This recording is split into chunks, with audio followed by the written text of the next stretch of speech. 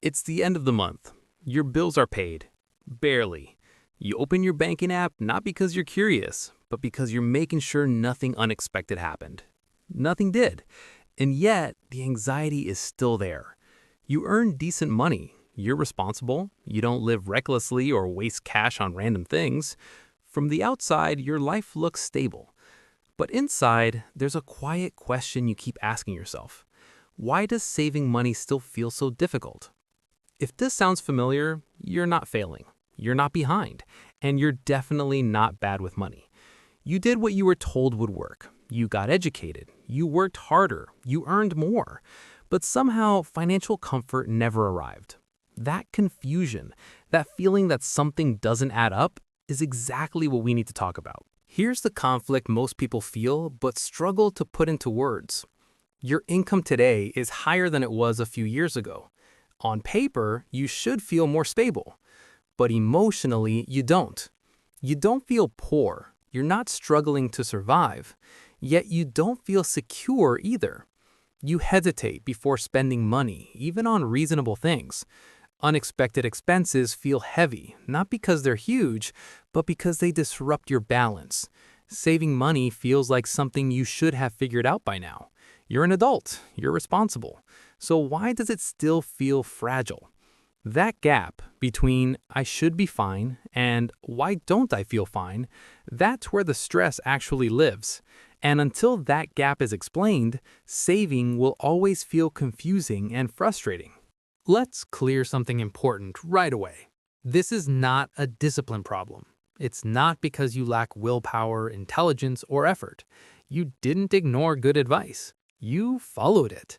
You worked harder, you increased your income, you tried to be responsible with money. But the truth is, the advice you followed was designed for a different economy. So when saving feels slow or unstable, you internalize that frustration. You assume you're missing something, that you should be doing better by now. That belief creates unnecessary guilt. Here's what's really happening.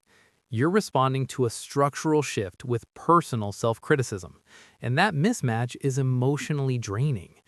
Once you remove blame from the equation, you can finally look at your finances clearly, without shame, without panic, and without confusion. Here's what most people don't realize, and almost nobody explains clearly.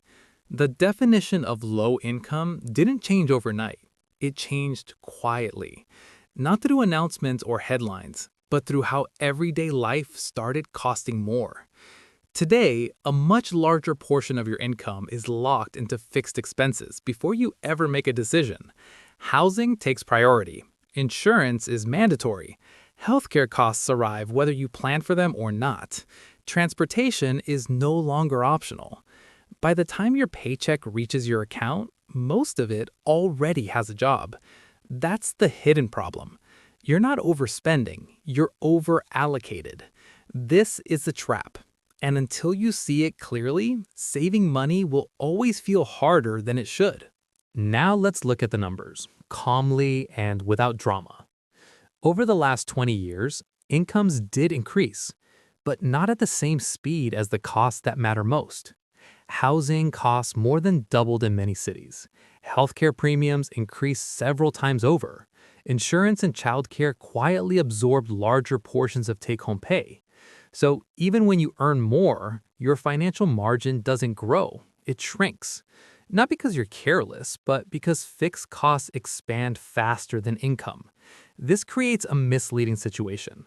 From the outside, it looks like progress. From the inside, it feels tighter. That's why traditional advice sounds confusing. It assumes growing income automatically creates savings, but the math no longer works that way. And once you understand that, your frustration finally makes sense. Now consider a real-life example.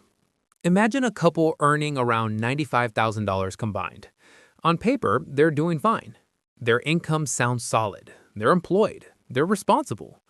But once rent, insurance, utilities, transportation, and groceries are covered, more than 70% of their income is already allocated. Not spent, allocated. That distinction matters. Because when money is pre-committed like this, saving doesn't fail because of lack of effort. It fails because there's no flexibility. Every unexpected expense feels disruptive, not because it's large, but because there's no buffer to absorb it.